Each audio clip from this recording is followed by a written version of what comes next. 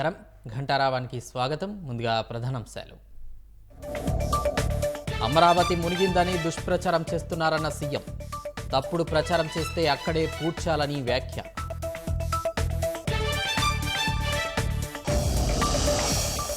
వరద నష్టం అంచనాలో నిమగ్నమైన అధికారులు. ఇల్లు, ఆస్తులు, పంట నష్టంపై వివరాల సేకరణ.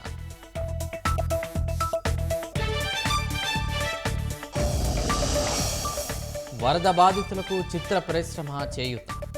ఏపీ, తెలంగాణకు చెరో 50 లక్షల విరాళం ఇచ్చిన రామ్ చరణ్.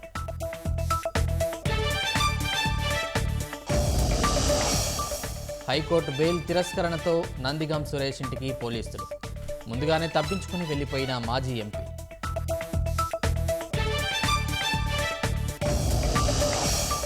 ఉక్రెయిన్పై రష్యా సేనల దాడులు మరింత తీవ్రం. 7 మృతి, 47 మందికి గాయాలు.